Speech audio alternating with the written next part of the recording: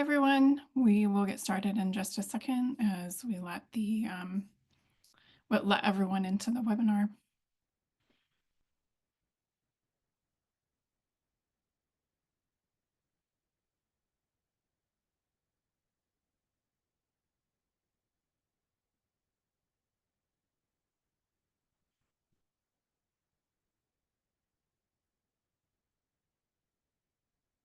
Okay, I will go ahead and get started now. Good day to you all. This is Christy Sullivan, and I'm the Secretary of the American Society for Cellular and Computational Toxicology. This webinar is presented by both ASCCT and the European Society for Toxicology in Vitro, as is our ongoing monthly series of webinars on all aspects of toxicology using NAMs and other methods. I want to encourage you to visit our websites to find out more about both of our organizations and consider joining to support activities like this webinar series, awards to scientists in these fields, and other opportunities for networking, job and event announcements, and all kinds of good stuff. The webinar today is recorded, and the recording will be posted on the ASCCT website a few days from now. In the webinar platform, you can ask questions of the presenter using the Q&A feature. Please do not use the chat. Please use the Q&A module at the bottom toolbar at the bottom of your screen. We will have a Q&A session after each presentation is finished. We have 3 presentations. They're relatively short, so get your questions in there and we can ask them during the Q&A for each presenter. You can also enable closed captions, and you can turn them on and off according to your preference, also in the toolbar at the bottom of the screen. And I want to encourage you to say hello in the chat and let us know where you're joining from. So just a couple of quick announcements. First of all, I've mentioned before that ESTIV is going to be having its annual Congress in the summer of 2026 in Maastricht in the Netherlands. There is still time to propose sessions, so head on over to their website and find out more about that. And I'm very excited to announce that we have now opened session proposals for the 14th annual ASCCT meeting. This is going to be likely in College Park, Maryland, in the DC area on October 21st through the 23rd of this year. Currently, CE course and session proposals are open, and the deadline for submitting those is April 25th. We will also soon open regular abstract submissions for posters and flash posters, and that deadline will be on June 30th. Just as a reminder, we have webinars through May actually scheduled, and so you can find that both ASCCT and ESTIV events, as well as some of our supporting organization events on the calendar. So head on over to the website to find that out. And now I will go ahead and announce our speakers for today. So our first speaker is Madison Feshuk. She is a biologist at the U.S. Environmental Protection Agency's Center for Computational Toxicology and Exposure. She supports efforts crucial to promoting the adoption of new approach methods and increasing data interoperability to ultimately achieve reductions in animal testing and improve environmental risk assessment and regulatory decision-making. Our second speaker is Dr. Bhaja Padhi. He is a research biologist at the Environmental Health Science and Research Bureau of Health Canada. He completed his postdoctoral training at the Ottawa Health Research Institute and earned a certificate in bioinformatics accredited by the University of British Columbia. Additionally, he has served as a visiting scientist at Johns Hopkins University and has published more than 40 research papers and a book. Finally, last but not least, we have a presentation from Rachel Broughton. She is an ORISE postdoctoral fellow at the US EPA within the Center for Computational Toxicology and Exposure as well. Her research focuses on developing computational techniques to predict the bioactivity behavior of chemical mixtures that are found in common co-exposures. So I'm very excited to hear from all of these speakers. As you can see on the screen, all of them won awards at the last ASCCT meeting last fall. So congratulations to all of them for their award-winning work, and I'm looking forward to hearing from them. Madison, I will give you the floor. Great. Thanks, Christy. All right. Y'all can see my slides? Perfect. Yep.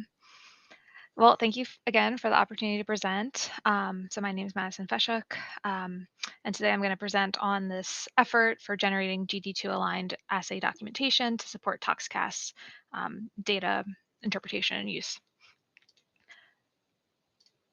So for today's presentation, I'm going to start with a brief overview of the ToxCast program before diving into this whole improved GD211 assay documentation effort. And of course, as a quick disclaimer, the views expressed in this presentation are my own and do not reflect US EPA policy.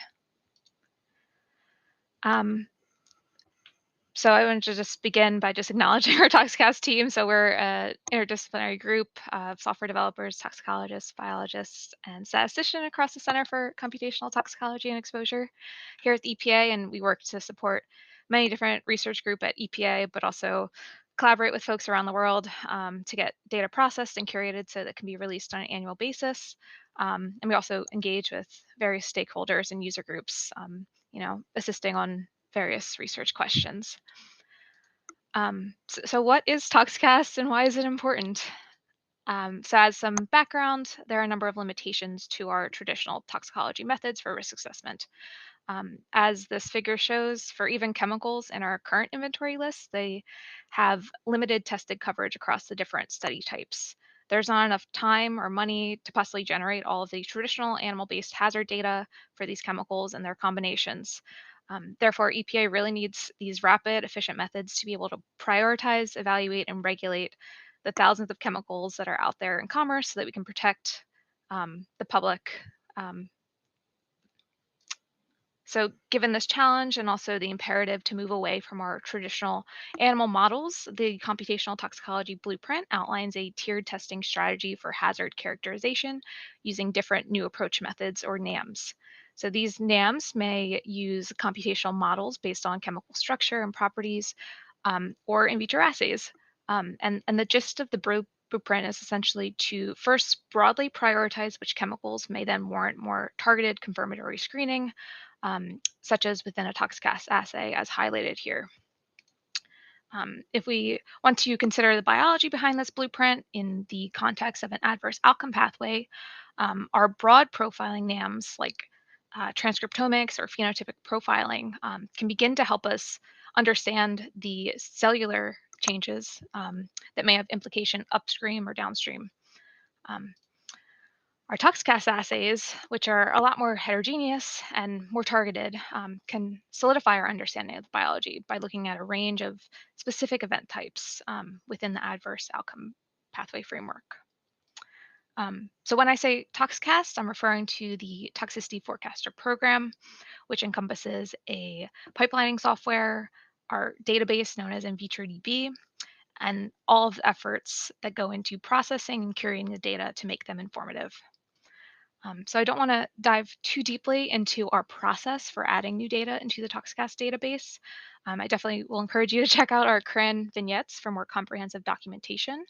But first, EPA will identify chemicals and send them off to be screened in different targeted high throughput screening assays. Since these are heterogeneous assays, they will result in heterogeneous assay readouts.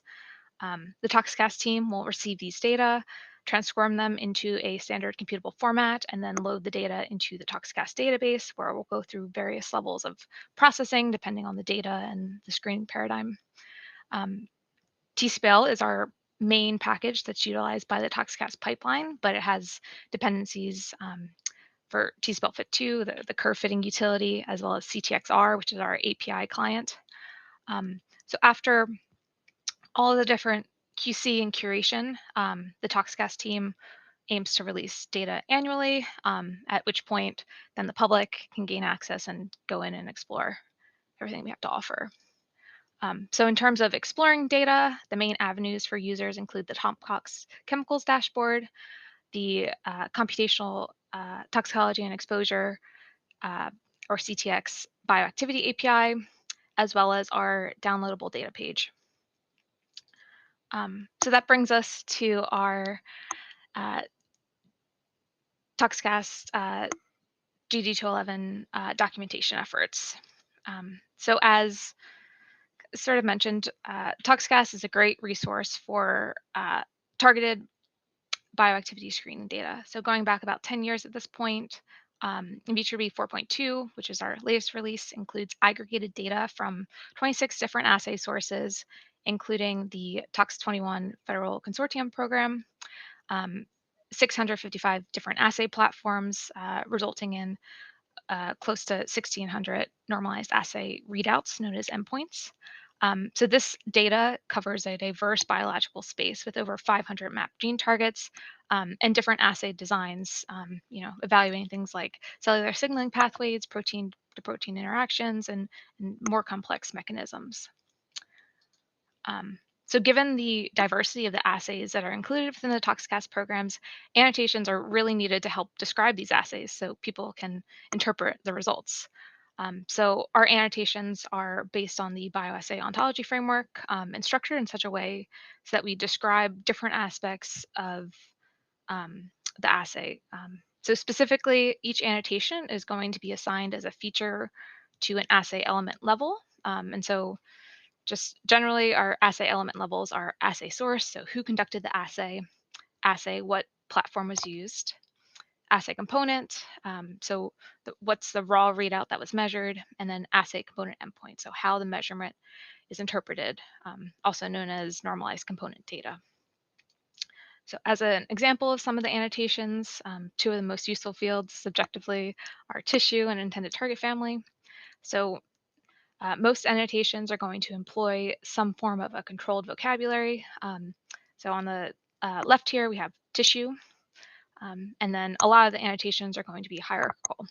So on the right, we have the general intended target family, which also has a more specific field called intended target family sub. Um, so this word cloud just shows the frequency of intended target families across all assay endpoints.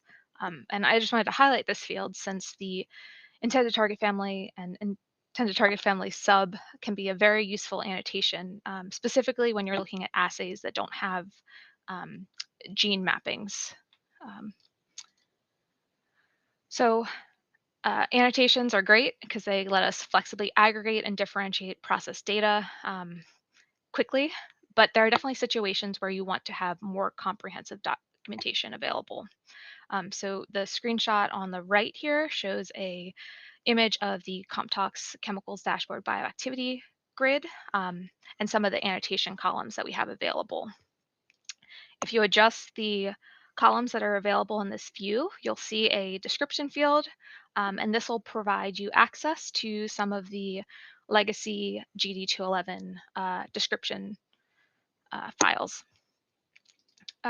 So what is GD211? So in terms of international guidelines out there, the OECD is, or the Organization for Economic Cooperation and Development is known for establishing these international agreed upon guidelines and standards for different policy areas, and including guidelines for toxicity testing and how results should be interpreted.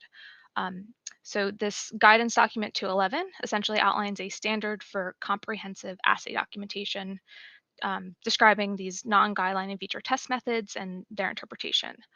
So the intent of this template is just to harmonize um, how we're writing these non-guideline in vitro method descriptions to essentially allow the assessment of the relevance of the test method for the responses of interest and how the quality of data um, is that's being produced using that method. So there have been a lot of past efforts to create these GD211 like assay descriptions. So one of the last releases, or I guess the last releases of this was in February 2022. And this was a document that specifically just looked at 95 endocrine related endpoints, one shown on the right here. Um, so this document was manually updated to supplement a white paper for the endocrine disruptor screening program. And it's important to note that that 2022 release is a different set of documents than what's currently on the dashboard. Um, However, the 2016 documents are still valid in the sense that the descriptions of the experimental system and protocols are mostly accurate, but just the performance metrics and assay quality statistics that are included in these dashboard documents will be outdated just given the addition of all the new data and processing changes. But just to summarize, ultimately, all of these uh, manually maintaining documents like this is not sustainable or effective given the size of the database. So um, that brings us to a desire to create some updated assay description documentation. The ToxCast program has had some pretty major software and development enhancements in the past 2 years.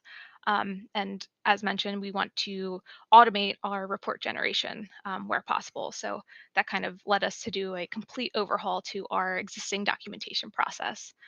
So to describe that process a little bit, we first needed to review all of the existing database information that we have to try and populate as many GD211 stipulated fields as we could.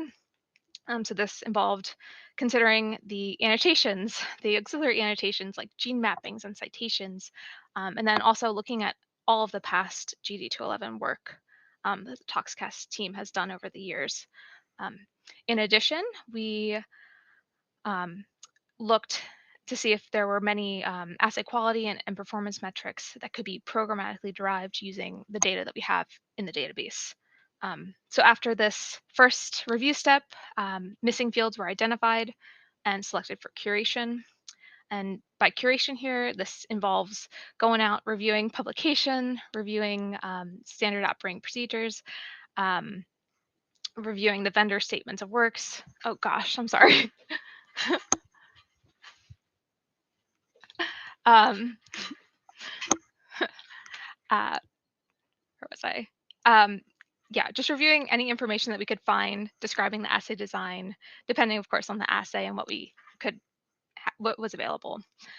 So all the information um, that was extracted was QC'd and then ultimately databased into the new updated assay underscore descriptions table in VitroDB.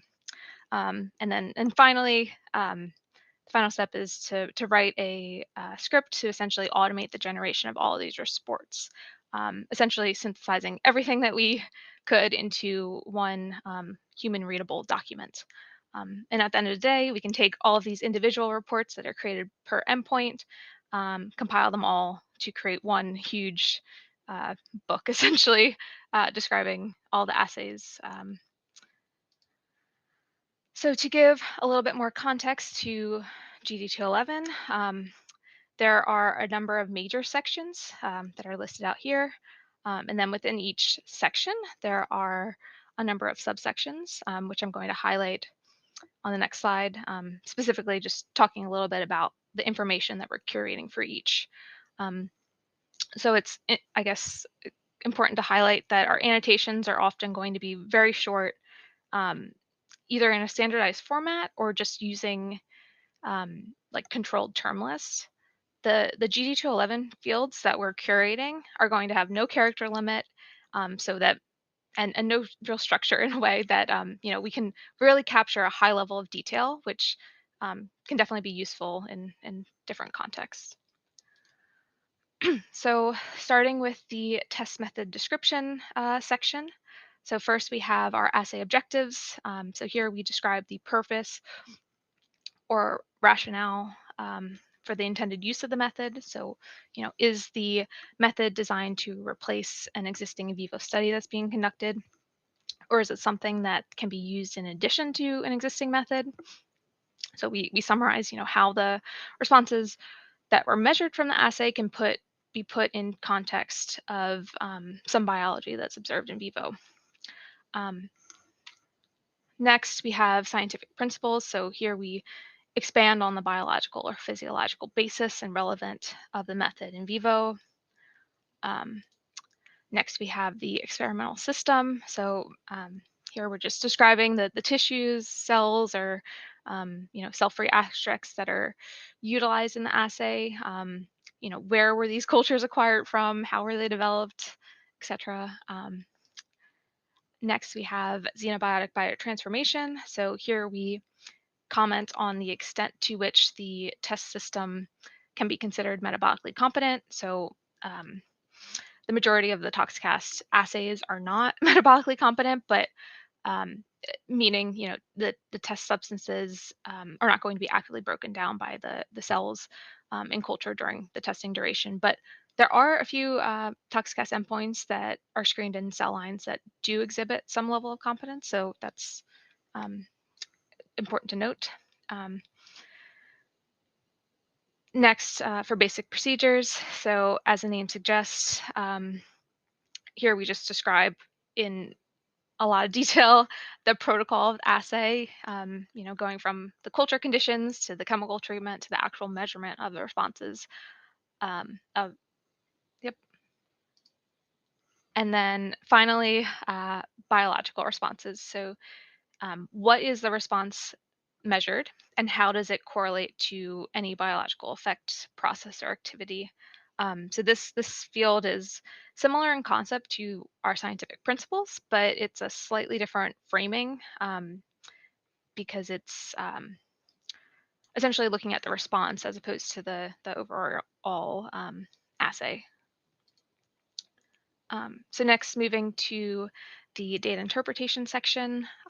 So our analytical description column, especially uh, just generally comments on the raw readouts in terms of the range that can be expected, just to provide some context for interpretation. And then after this curated text, we will insert all of the methods that were used in our ToxCast processing, um, as well as some summary endpoint performance metrics. So just counts of the number of samples or chemicals that are tested, counts of the numbers that were considered active versus inactive, and just on the right there is a screenshot of the report template. Um, And then this final section that I wanted to highlight relates to our test method performance.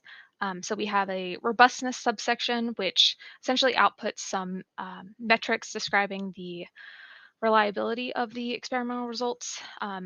So we have some, these are assay quality statistics that are calculated using the raw concentration of response data. They're pretty common in the high throughput screening community. So we have Z prime, strictly standardized mean difference, uh, median absolute deviation across the plate controls. And then there is another image of the table that's included within the template. So with that context of the report, we were able to generate reports for 509 out of the 1570 endpoints that are included in the 4.2 release. This is a big jump from the 95 that were included in the 2022 report, and definitely surpassed our initial goal of doing 500. So all of this curated information can be found within an updated assay underscore descriptions table. And for this iteration, our assay description documents cover 18 different assay sources and look at a diverse biological space, including priority areas of androgen estrogen receptor, steroidogenesis, thyroid bioactivity, and the developmental neurotoxicity in vitro battery, among others, as you can see shown in this table. In terms of next steps for this year, additional curation is already underway to curate the missing info for the remaining publicly released ToxCast endpoints. We're also looking to make template enhancements to add in the AOP and key event linkages if they're available, and also to leverage some of the reference chemical lists from RefChemDB to derive some predictive capacity metrics of how well the assay itself is performing. And then we're looking to address any user feedback and recommendations, so please email me if you have them. And then finally, we're looking to expand this documentation practice to other tiers of screening within the center, so not just ToxCast. So these reports are definitely a work in progress, and they're something that we hope to iteratively update as the descriptions improve from user feedback, and of course, curation continues. Overall, this documentation effort represents a novel, semi-automated, um, large-scale application of the GD211 template with all underlying information also databased. And this work is important because complementary to any data generation and processing effort, assay documentation that's aligned with these internationally harmonized standards ensures that data can be transparent and interpretable, which is key to increasing our confidence for the adoption of this assay data into next generation risk assessments.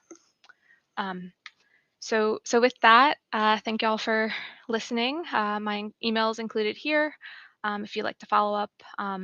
Thank you, of course, to all past contributors and collaborators, and of course our ToxCast team. But I especially want to highlight those that were included in this initial template design and curation effort.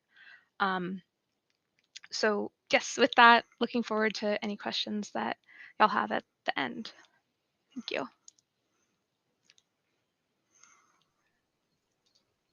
Wonderful. That was a great presentation. As you said in sort of the close of your last thought,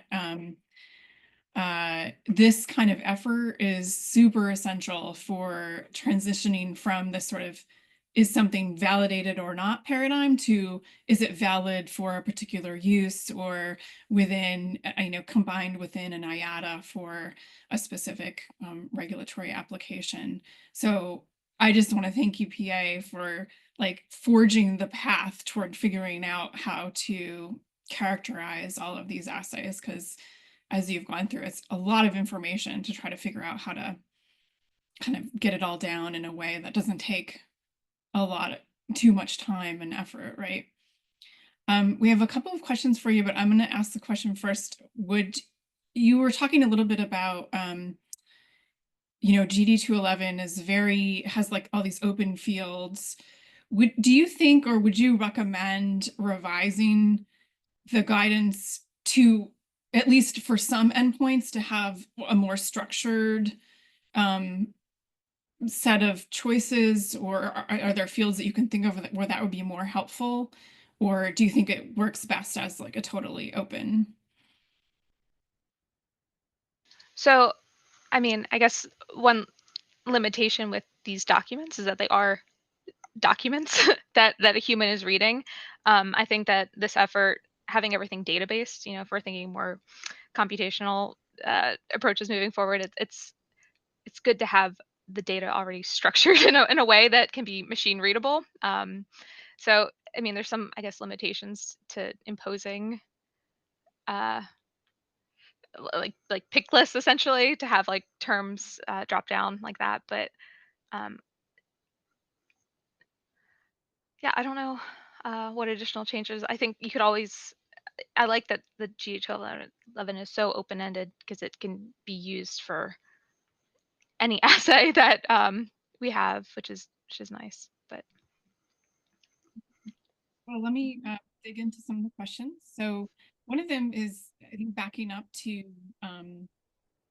ToxCast itself. How were the initial set of chemicals selected for ToxCast assays? yeah, so I mean, there's been a lot of work. I can definitely post the link to the uh, describing how the initial like ToxCast chemical library was decided on. Um, since then, I feel like chemicals have sort of been selected based on program office needs or different projects. Like PFAS or DNT. Um, Yeah, great. I think Allison posted a link in the chat. I'm not sure if that's yes, that's the ToxCast homepage. That's a great place to start. And then if you go on the side. To generating ToxCast data, there's I'll post it, the chemical coverage. It'll take you to an overview of the ToxCast chemical library.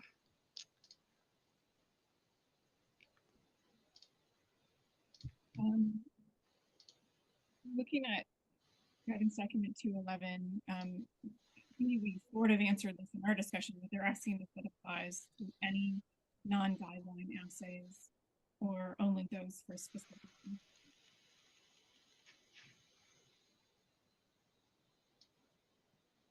I'm sorry, I couldn't hear your audio cut out. Oh, I'm sorry. Can you hear me now? Yes, yeah. The question is, does GD211 apply to any non-guideline assay or only? Yes, any non-guideline. I think there's other guidance documents out there for other methods, I believe. Mixed efforts and things like that, yeah. There's another question. Can a report document be created for all tox run with a specific chemical and describe how the assay results may relate to one another or support one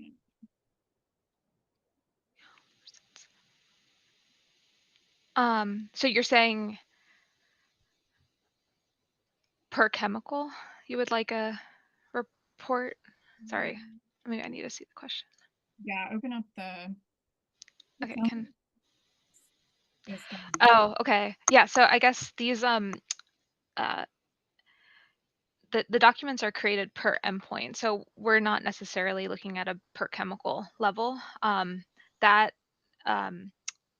essentially kind of gets more into the OHT realm, or the OECD harmonized template, where you will be essentially having the assay documentation as well as the assay results in a single report. So there are some these GD211 documents, I guess, consider the entire chemical space that's tested. So we do derive some, metrics, but we're not going too deep into, you know, chemical trends or anything. It's just more so to give you context for how you can interpret the results by chemical. Okay, great. Okay. One last question. Can you hear me better now? Is this? Yes, yeah, that sounds good. Okay, good. Is the curation done strictly manually, and have you thought about utilizing AI? Yeah, so I mean, a lot of the AI tools are, weren't kind of allowed to use, within our government network, but there's definitely efforts, to synthesize and to essentially read in these reports to come up with these outputs that, I mean, probably we can make it automated, but just given limitations, a lot of it has been manual thus far. Yep. Okay, well, thanks again for your presentation, Madison. Thanks for answering all of our questions. And we're going to move on to our next presenter now. Bhaja Padhi, would you like to share your screen?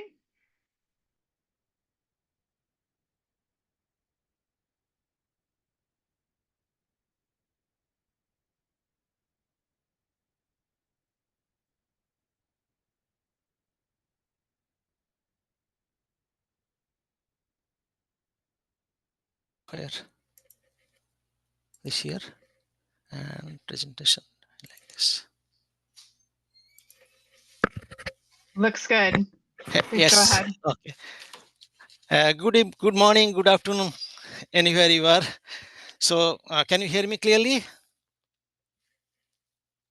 Yes. Yes. So, Louis Pasteur once said, "Science has no homeland because knowledge is the heritage of humanity." So, I'll be talking in contrast to medicine about in different context on genomics, evolutionary conservation, molecular biology in the context to toxicology, especially in the context of developmental neurotoxicant screening. The title of my presentation is a shorter title now, is Transcriptional Biomarker for Chemical Hazard Screening from Sequence to Biology, how we are linking the gene sequence to biology. As you all know, toxicity data is essential for evaluating the potential risks of chemicals to human health. Currently, the approach to toxicity testing is shifting from animal-based in vivo studies to new approach methodology, in short NAMs, that utilize in vitro system, alternative species, computational techniques, and omics-based methods to assess the biological effects of chemical.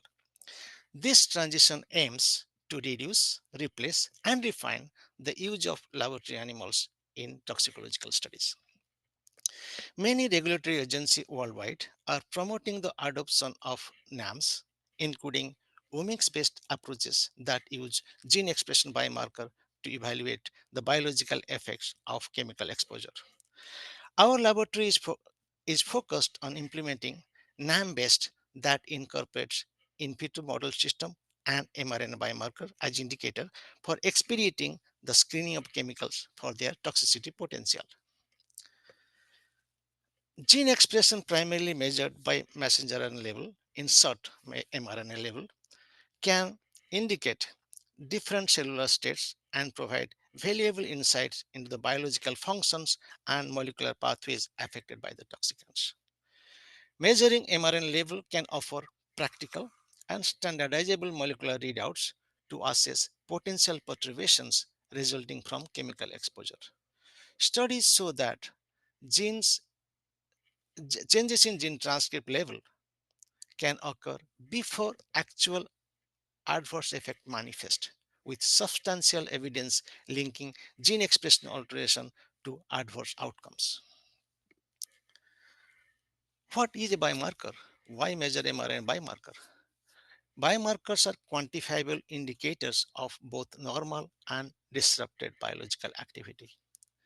mRNA biomarkers are advantageous because they are convenient to measure, cost effective, sensitive to dose and concentration response, among other benefits. However, the application of gene expression data in regulatory decision making has been relatively limited to date. Our overall goal is to characterize and develop translational mRNA biomarker for screening the developmental neurotoxicity potential of chemicals in rat primary neuronal cells differentiating in vitro.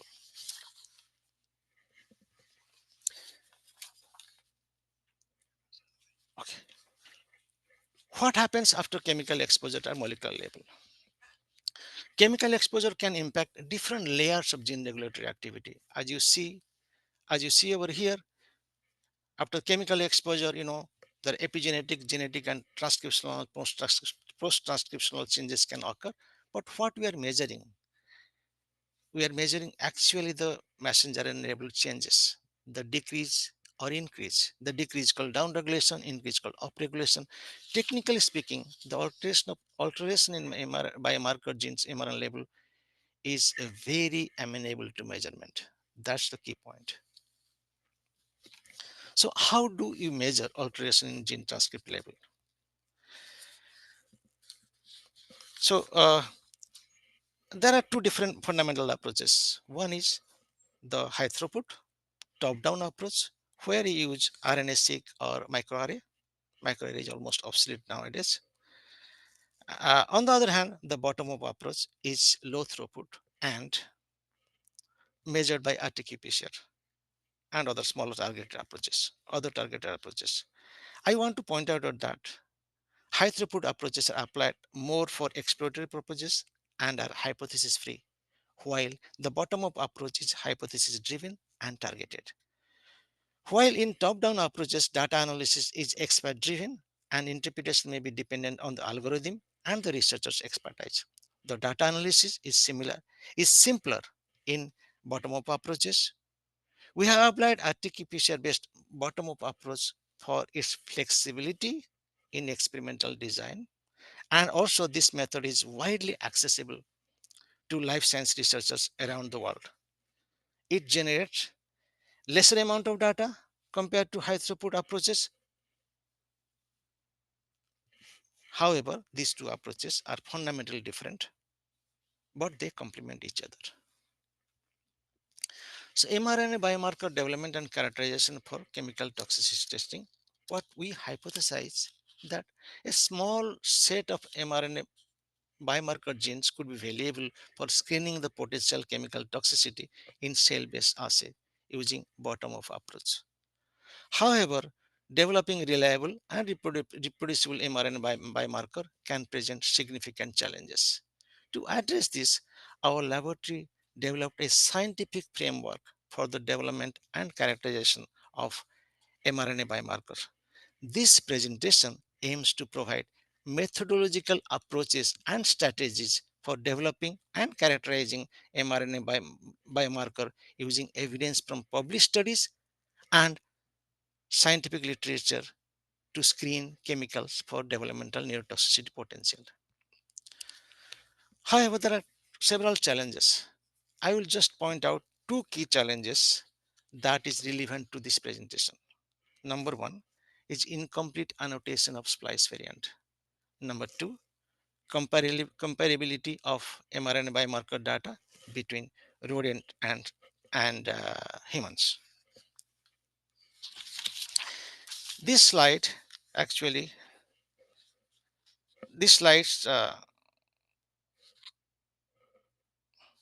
this slide actually is a brief summary about the complexity of alternative splicing. As you know, gene is a very complex entity that can produce multiple mRNA species through a process known as alternative splicing. To illustrate the concept of a splice variant, consider a transcript as a sentence like, I love eating rice. In this example, each word presents an exon. When alternative splicing occurs, one word may be omitted, resulting in a different transcript, such as I love rice. In such cases, the same gene generates more than one message. The accompanying cartoon here demonstrates the complexity and various types of splice variants, also referred to as isoforms. However, the annotation of mRNA transcript variant is still incomplete in various public genomic databases such as NCBI and Symbol. So therefore, as a result, undocumented splice event can complicate the reproducible quantification of mRNA biomarker. I will discuss later how we plan to address this issue using the methodology we have developed. The challenge, another challenge, interspecies data comparability. In toxicological studies primarily rely on extrapolating data from rodents to human to assess human health risk. However, humans are not ATKG rats. There are differences in morphology, genetics, and behavior between rats and human that pose significant challenge to this extrapolation. Based on current literature and our published results, we propose using mRNA biomarker that are involved in evolutionary conserved biological process, such as neural differentiation and cytogenesis, which can improve the comparability and accuracy of gene expression data across species in toxicological studies. The principles and framework of biomarker development and characterization. This slide is the most important part of the presentation, as it outlines the framework for development and characterization of mRNA biomarker. As mentioned earlier, our bottom-up approach is knowledge-driven. It relies on thorough understanding of gene structure, function, and evolution. The framework begins with the selection of appropriate candidate gene, which is informed by gene ontology, gene orthology, and annotated gene and transcript sequences. I will elaborate on this selection process for candidate genes later in the presentation. The next step is to identify the appropriate target sequence within mRNA transcript. It is crucial to note that not all regions of the mRNA transcript are suitable for expression studies, as non-coding sequence just like 5' UTR or 3' UTR may not be as conserved as coding sequence. Therefore, we utilize bioinformatics approaches to compare mRNA coding sequence across different species to identify orthologous exons within gene transcript. Once we have identified target sequence, we proceed to design the primers for the amplification of the target sequence. We have critically discussed primer specificity in one of our papers published in the journal Regulatory Toxicology and Pharmacology in 2020. It is essential that the primer designed using software be validated experimentally to ensure that they amplify specifically and uniquely. The final step in our framework is the toxicological study, where we analyze mRNA biomarkers to assess toxicity potential by comparing control groups with with those exposed to chemicals. Now, gene ontology and gene orthology, they constitute the fundamental theme of the candidate gene selections. Genes that are conserved across species are known as orthologs. These genes have evolved from a common ancestral gene and typically retain similar function throughout evolution. In principle, the gene expression profile of one-to-one orthologous genes can be compared between species, particularly when these genes originate from matching cells or organs at similar developmental stages. Now, this cartoon illustrate a novel aspect of our gene expression measurement strategy, where we compare gene transcript sequence across different species by utilizing transcript sequence information from genomic database extracted from ensemble NCBI, and we conduct bioinformatic analysis and identify a region known as orthologous exons that are common to all the three species. This approach helps mitigate the influence of unannotated splicing event, which can disrupt reproducibility of gene expression measurement. The RT-qPCR measurement of orthologous constitutive exonic sequences, which are evolutionarily conserved among rat, mice, and human, will enhance the comparability of gene expression data across the species. Now, this is the workflow of mRNA biomarker target sequence validation. In this cartoon, we provide a detailed overview of the steps we followed to validate the target sequence after identifying consecutive orthologous exons. We began by designing primers using Primer3, a widely used and freely available web-based software. To ensure the specificity of primers, we implement a workflow that we have developed and published in 2020. This workflow utilizes resources from the ensemble, from the NCBI, and from UCSC Genome Browser for assessing primer specificities. This helps to eliminate non-specific binding to pseudogenes or members of gene family or any other non-specific target, because this is a genome-wide similarity analysis we have discussed extensively detailed in this particular paper. After this bioinformatics analysis, we validate the primer specificity by RT-PCR, followed by agarose gel electrophoresis, and that should generate a single amplicon. Then we went for amplicon sequencing to make sure we amplified the desired target sequence by blast searches to species specific database. Now, the application of mRNA biomarker framework in vitro developmental neurotoxicity study. This will give example and a proof of concept. Now, the thing is that in this example, we just give the example of green to B, which is actually this gene is involved in synaptic transmission and is known to have association with learning and memory. Green to B has one-to-one orthology across human, mice, rat, and also zebrafish. We included zebrafish just to show that deep conservation can be also we can also identify orthologous exon based on deep conservation even across the vertebrates.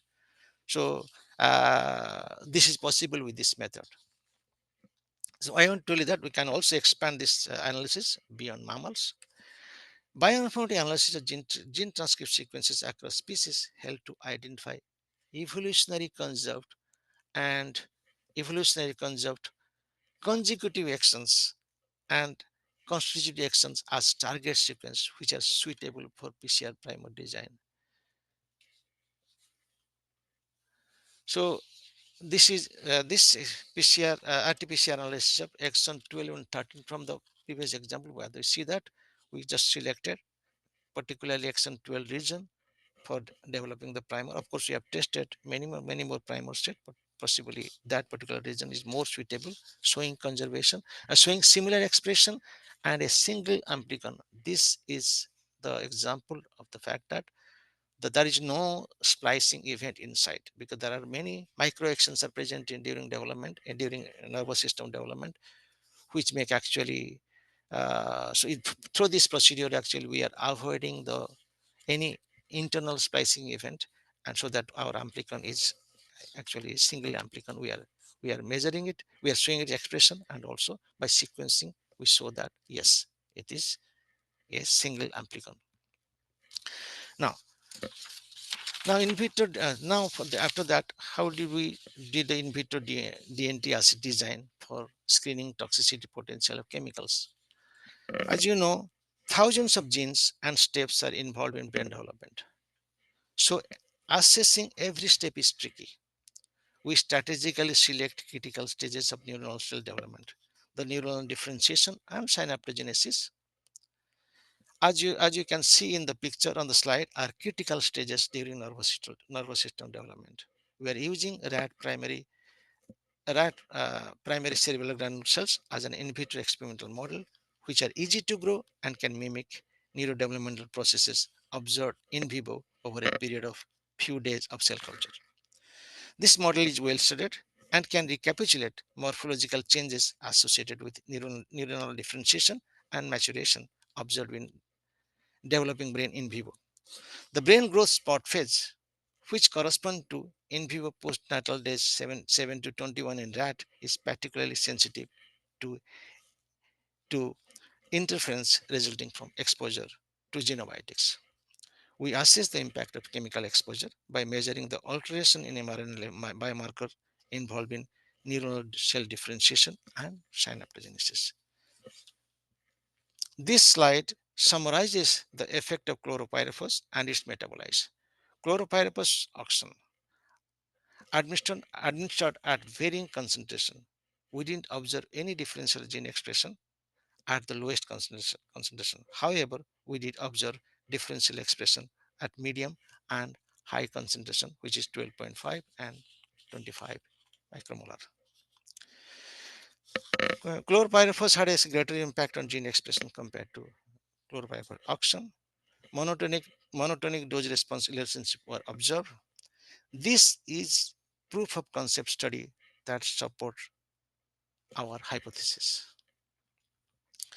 Now, how to really change the gene expression level, how to really interpret in the context of risk assessment. Changes in mRNA biomarker level observed in cell-based study suggest that chemical exposure has some amount of bioactivity.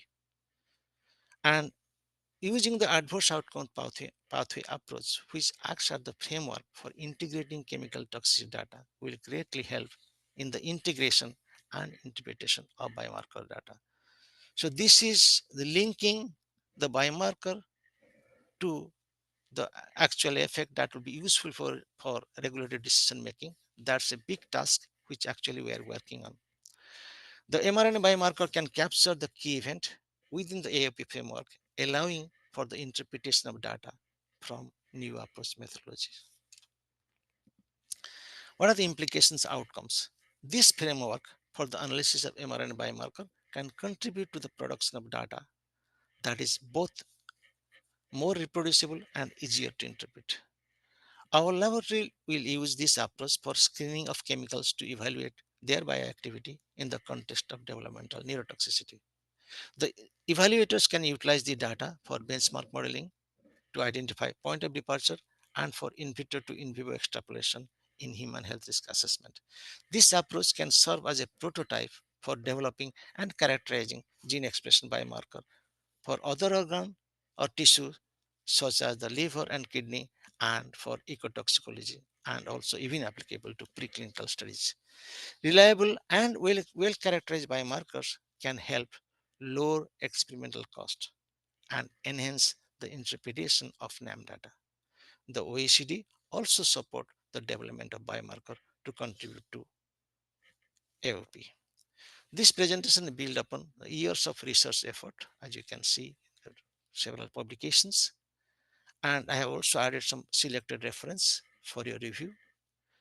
And I thank the following co-op students for their technical support, especially Peter and Beatrice, who are most recent. This work was funded by Chemical Management Plan, Government of Canada. Thank you for listening. Great, thank you very much for that very clear presentation, walking us through your work. I let's see here. We do have time for maybe one or two quick questions. There's a question right now in the Q&A asking, would mNRA biomarker changes always correlate with a functional readout or phenotype, or at times would there be no correlation? This is actually a great question. Actually, based on EPA's recent work in 2024, they say that there is a kind of strong linkage, but strong linkage between the changes in messenger RNA label and the adversity kind of things that actually the regulators need. Now, we cannot really, based on in vitro data, actually it's very difficult to talk about the adversity. In vitro cell-based system, we can talk about the bioactivity and potency of a chemicals. We cannot talk about really the adversity. However, in order to interpret the cell-based data for the sake of, for the upper level of organism, just like we are at cell level going to organ or Mhm. tissue level or to the organism level, we need to really integrate data based on AOP, IATA, and weight of evidences. Those things are necessary. But for us, from the molecular perspective, we are also trying to really extract data from various databases, human phenotype database, ensemble database, NCBI data, rat genomic database, mouse genome informatics database, and there are many other databases who actually, gene ontology, they actually provide even comparative toxicogenomic database. Those are actually, they try to link gene expression with the disease. They try to link at the actually in vitro level. In that way, actually things are really evolving. And as the Mhm. things evolve, what happens that we see the layer, the different layer from cell to tissue to organ to human. This actually will have a much more holistic view as the knowledge evolves. This knowledge was not there actually say 6, 7, 8 years ago. I was struggling with those things. Now things are evolving very fast, and hopefully we can really. That is the actually the strongest. What should I? The strongest motivation for following this approach, because we can really go from the studying at the cell Mhm. level. We can really predict what could be the adverse effect at the end. Yeah, okay. Thank you. We have time for one more quick question, and so I'm going to read it, and then I'll let you respond to the rest of them in written while we move on to the next presentation. But Ted Simon is wondering, Chris Corton used transcriptional genes within pathways to obtain MIEs for nuclear receptor pathways, for example, PPAR alpha, AHR. Can your work expand this range of MIEs? Uh, yes, I read his work. It's a great work actually. It is similar in the line, but it's much little bit of different because we are much more actually focused on genomics and evolutionary conservation. So I possibly our work is more towards key event rather than MIE, because identifying MIE is very, very difficult. We are, therefore, I just tell this kind of work is a mode of action, not mechanism of action. Mode of action means we really exactly we don't know where the interaction is taking place. This is actually the mode of action. But however, mRNA is, the approach is so convenient to measure, and everything, so data is so clean, because we have done all the upstream work, RNA quality control, specificity, and gene selection. Everything is done so, meticulously for 10 years of work, almost 10 years of work. So now, and we came to a kind of decision that this is actually for key event. If you have a key event, then actually it can go to AOP, so that in again from the integrate actually all the information, then it can be really useful for a regulatory uptake down the stream. Yeah, Okay. Broughton work is fantastic. Yep. All right. Well, thank you very much, Padhi, for your presentation. We're going to move on to our last speaker, Rachel Broughton. Thank you Rachel, you so go much. ahead and share your screen.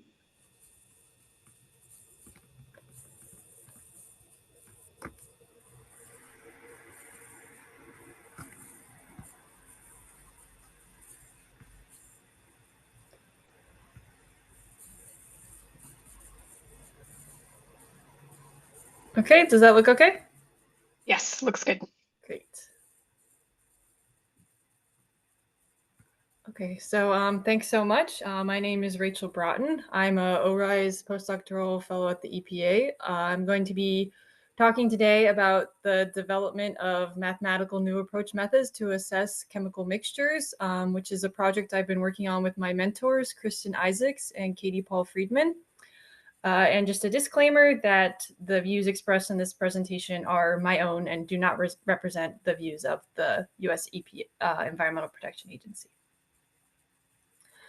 So the problem that we want to address in this work is the fact that real-life chemical exposures occur as mixtures, but the information that we have on most toxicity testing of chemicals is on single chemical screening data. This is because it's really difficult to screen all possible mixture combinations because there are so many different possible chemical combinations and different chemical ratios. So what we'd like to address in our work is try to take a pass at applying a mixture modeling approach and see if we can use some of this available single chemical component bioactivity data, incorporate it into mathematical models, and make mixture predictions to get predictions of mixture concentration response curves. And so my talk is going to be in two parts. In the first part, I'll address this mixture modeling approach where we evaluate making mixture predictions using a test experimental binary mixtures data set.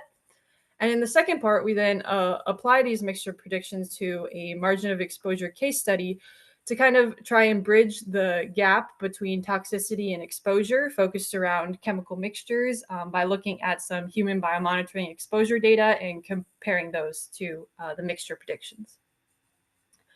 So to start with part one, mixture modeling with an experimental concentration response data set. So in this part of the project, our goal is to use available single chemical screening assay data from the US Environmental Protection Agency's Toxicity Forecaster program, the ToxCast program that Madison gave an introduction to and talked about extensively in her presentation. And so in the ToxCast program, there are a lot of concentration response curve of chemicals. So what we might be interested in doing is taking the bioactivity information of chemical 1, combining that with the information from chemical 2, and modeling a mixture that we're interested in learning about. And so in this project, we apply mathematical models to make bioactivity behavior predictions of binary chemical mixtures. And we then evaluate the performance of how well these models match the observed data using an experimental test data set. So what that test data set looked like is we selected 21 different binary chemical mixtures. So some mixtures of 2 different chemicals at a fixed concentration ratio, and they're all listed here. The individual chemical components of these mixtures were inspired by consumer product ingredients from this study cited down here of frequent item set mining by Zachary Stanfield of consumer product chemicals. And it was also informed by what is available in the ToxCast chemical library already, so what has already been screened. We screened these 21 binary chemical mixtures and all of their individual single component chemicals using a vendor called Adagene.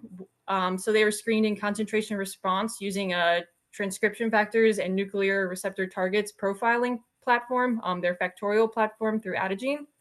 So ultimately, from all of this, kind of the number to remember, after taking all of these 21 different mixtures across 81 endpoints, we have 237 active mixture concentration response curves that we're able to use for our analysis of comparing the observed mixtures to our mixture predictions.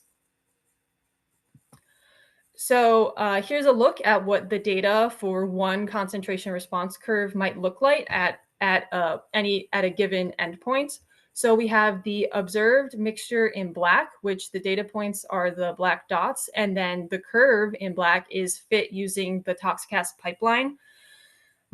So all the curves in this work were fit through the ToxCast program. This mixture is made up of this orange component here, 67% of this orange component, and 33% of this green component chemical here, just as an example.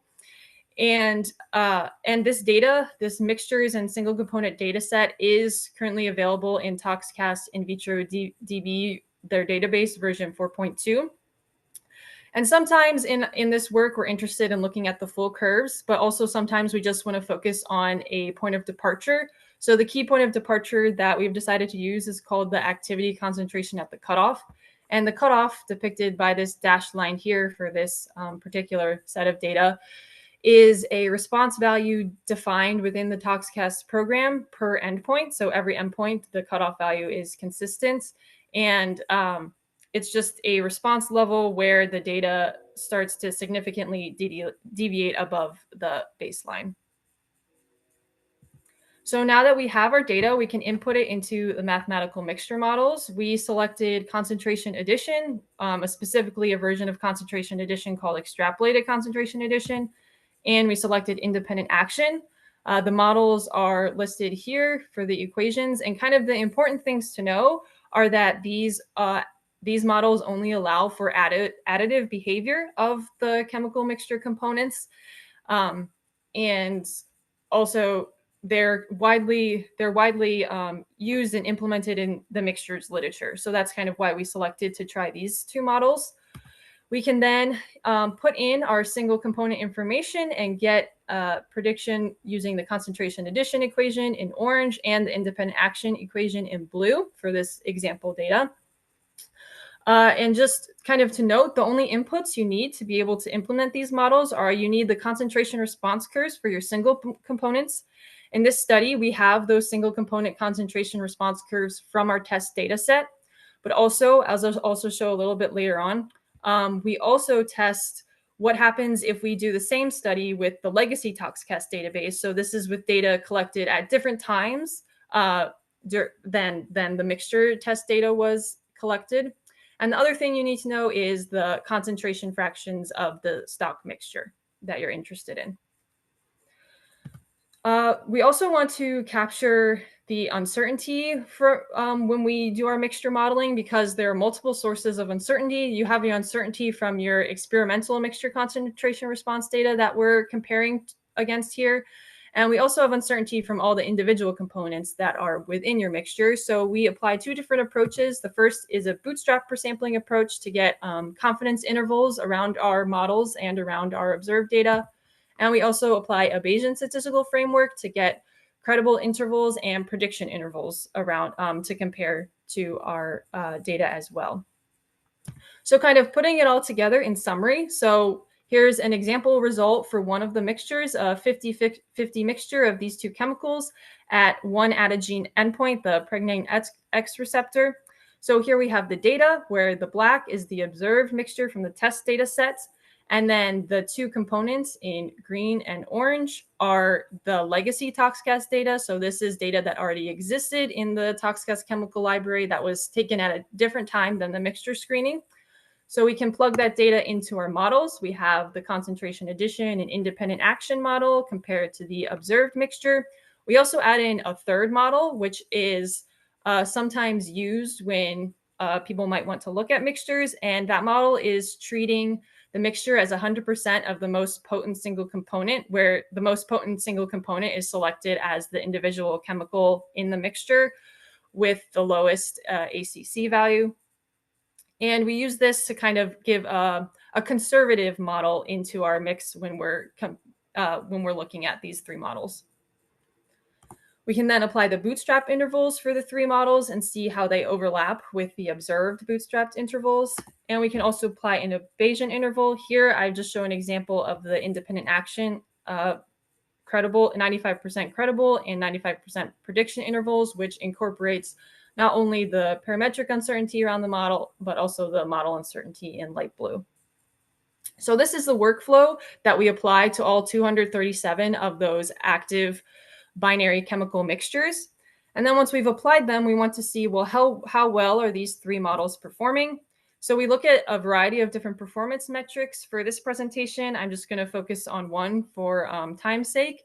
So one thing that we're interested in looking at is how well do each of the different models predict the point of departure that we're looking at, the activity concentration at the cutoff, compared to the experimentally derived activity concentration at the cutoff for the observed binary mixture. And so we look at this metric of the difference in logs between the observed ACC of the mixture and the modeled ACC of the mixture. And so for a value of 0, that means that the model is matching what is observed very well. And we can see for the concentration addition and independent action, those distributions of this metric look very similar and are centered around 0, whereas the most potent single chemical model does tend to be slightly more conservative, shifted in a conservative direction. Sometimes we don't just want to know how well the models are performing, but are we at least getting a conservative prediction of the ACC? So we set a tolerance of half a log, and these percentages here represent how many of the predictions from each of the models provide a conservative prediction. So we see for concentration addition and independent action, 91% of those, the mixtures that we were testing, the models provided a conservative prediction 91% of the time, and then 96% of the time for the most potent single component model. So this is using inputs from the test data set of the individual chemical components that were taken at the same time as the binary mixtures. We can also look and see how these metrics differ when we use legacy ToxCast data of single component information that was taken at a different time than that of the binary mixtures. And we see again that this comparison of the observed to the modeled mixture for the concentration addition and independent action, those distributions look very similar, and we're capturing a conservative prediction about 83% of the time. And then that percentage goes up a little bit more as the most potent single component model is more conservative, about 89% of the time. And what we see from this, with kind of the distributions stretching out a bit and getting slightly less, capturing conservative ACC prediction, this makes sense because when you use the legacy ToxCast data, you expect to see maybe slightly poorer results because you're incorporating more sources of uncertainty when you take the data at a different time, or you're using what's existing in the database.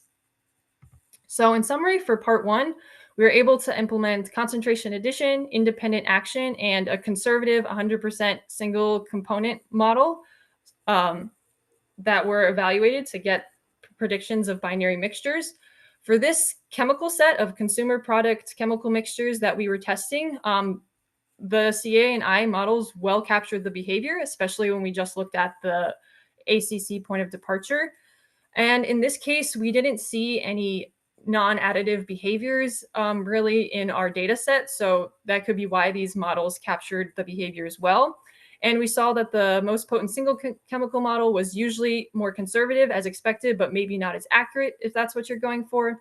And then when comparing using the data, the single component data taken with the mixtures as the test data set versus using the ToxCast data, both performed well within capturing about 80 to 90%, making a good prediction of the ACC, but the legacy data provided slightly poorer predictions just due to there being more sources of uncertainty. So moving on to part 2, our margin of exposure case study.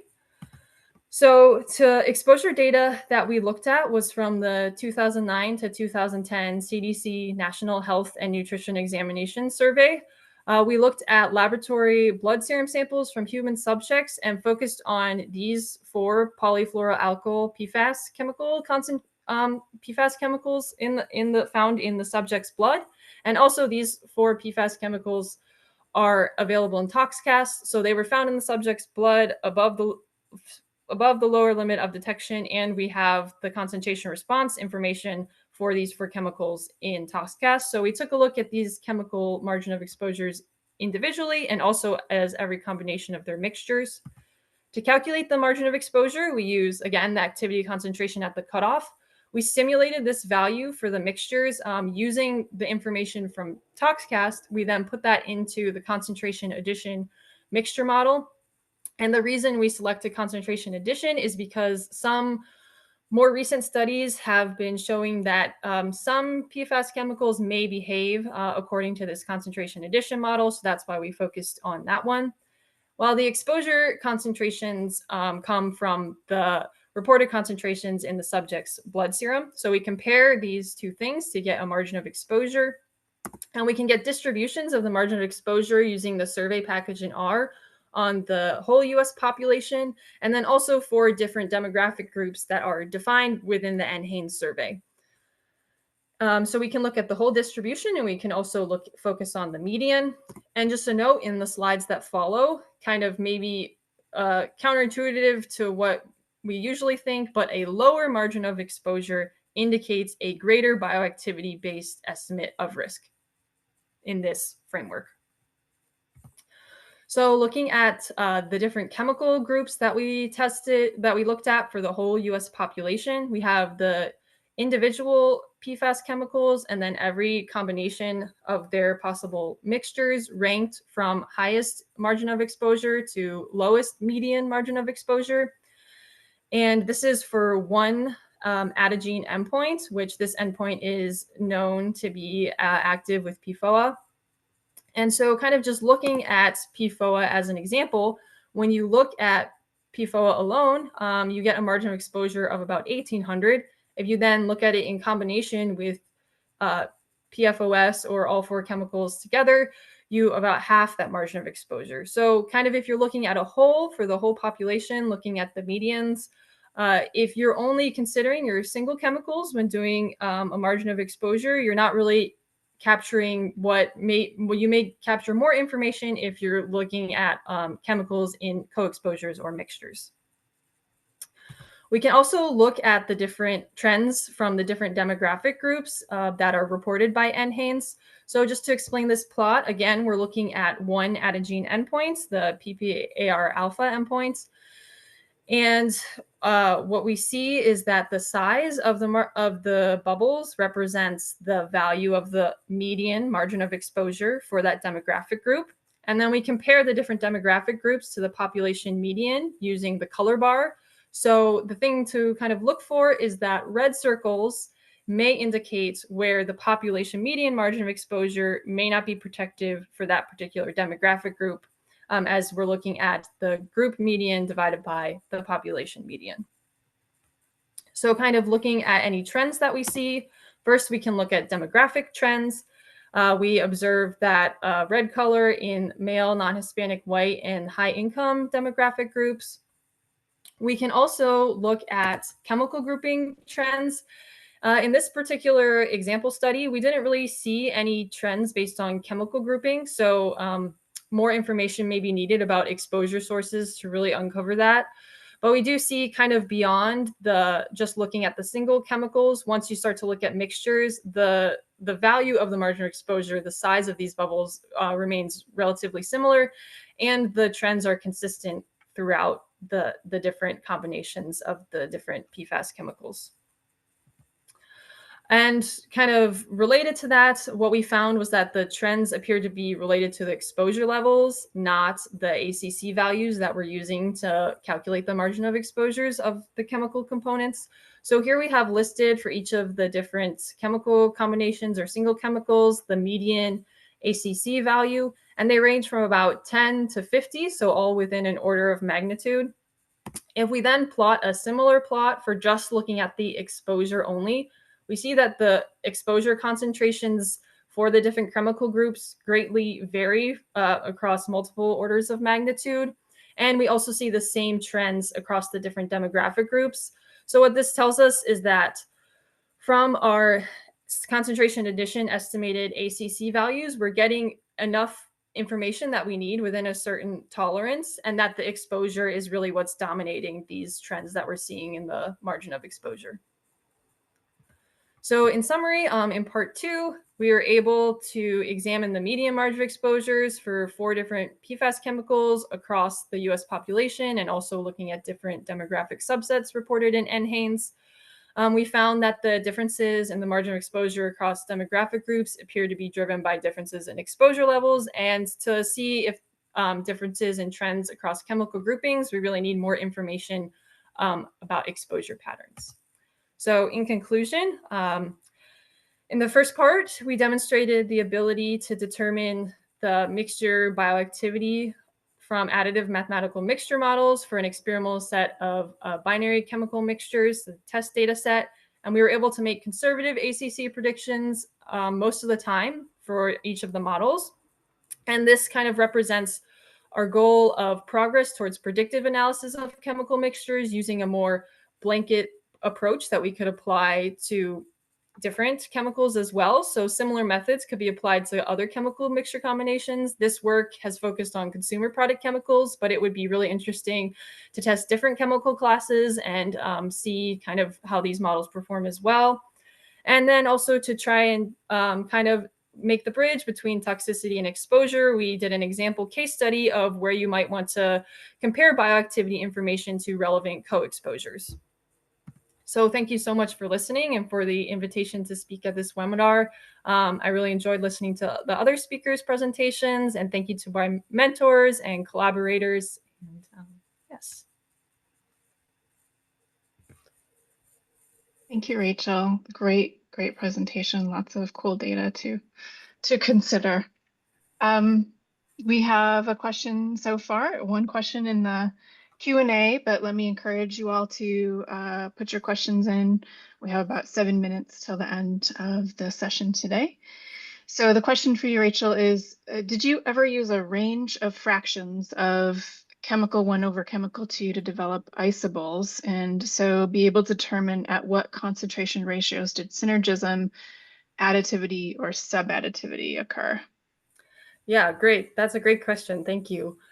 So when the test data set was selected, we had a limited number of mixtures that we could test. So those chemical concentrations were fixed. We did some at 33 to 67 and some at 67 to 33. And then others, unique ones, were at 50-50. So we really only have like the 1 to 2, 2 to 1 to compare. So we weren't able to test a full concentration, different values to get an isobol yet, but that would be a really great addition. Yeah. Maybe a question from my side. Are you, in terms of next steps, I know, PFAS mixtures are a big priority. Do you have in mind other types of chemical families that you would like to extend this approach to?